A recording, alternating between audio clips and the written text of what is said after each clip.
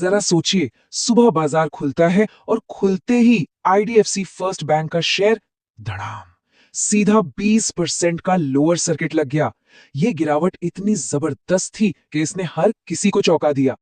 तो सबसे बड़ा सवाल यही उठता है कि भाई अचानक ऐसा क्या हो गया?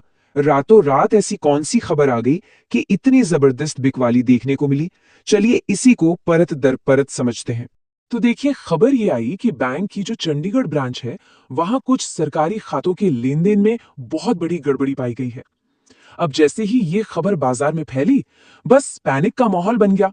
बैंक ने खुद आगे आकर बताया है कि लगभग 590 करोड़ रुपए का एक फ्रॉड हुआ है। हाँ, मैनेजमेंट ये भी कह रहा है कि असल में फ्रॉड तो 490 करोड़ का है, लेकिन उन्होंने 100 करोड़ का एक एक्स्ट्रा प्रोविजन मतलब एक बफर बना लिया है ताकि आगे कोई और दिक्कत ना हो। तो पूरी बात यह है कि मामला है चंडीगढ़ ब्रांच का, जहां हरियाणा सरकार के कुछ खातों में गड़बड़ियां मिली। अब बैंक ने भी आप देखिए तेजी से एक्शन लिया है। केपीएमजी जैसी बड़ी फर्म को फोरेंसिक ऑडिट के लिए लगा दिया है और कानूनी कार्रवाई भी शुरू हो चुकी है। और हाँ, मैनेजमेंट ने साफ साफ ये भी कहा है कि ये सिर्फ एक ही ब्रांच का मामला है, इसका असर कहीं और नहीं है। अब जरा इस 590 करोड़ के आंकड़े को ठीक से समझते हैं।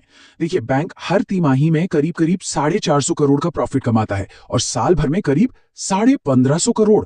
तो इस लिहाज से देखें तो 590 करोड़ का झटका कोई छोटा मोटा झटका नहीं है, ये तो एक पूरी तिमाही के मुनाफे से भी ज्यादा है। तो ये एक बड़ा हिट है, इसमें कोई शक नहीं। तो अब इस नुकसान की भरपाई कैसे होगी?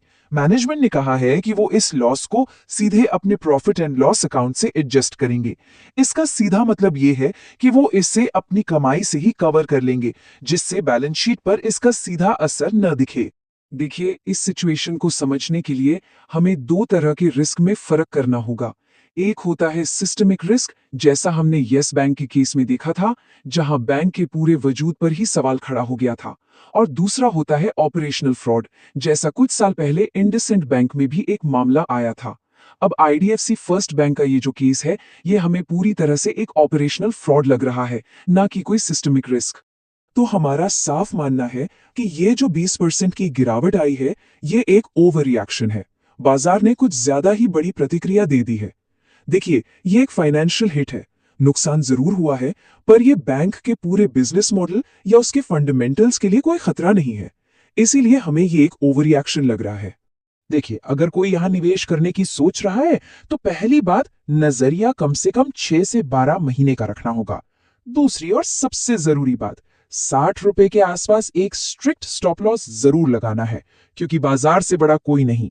लेकिन अगर सब ठीक रहता है, तो यहां से 20 से 25% का एक बढ़िया अपस्विंग मिलने की पूरी पूरी संभावना है। हाँ, एक बात समझनी होगी, निवेशकों का भरोसा वापस जीतने में थोड़ा वक्त लगता है, तो हो सकता है शेयर को अपनी पुरानी कीमत पर लौटने में थोड़ा समय लगे। लेकिन हाँ, एक तेज रिकवरी, एक शार्प बाउंस बैक की उम्मीद यहां बिल्कुल की जा सकती है।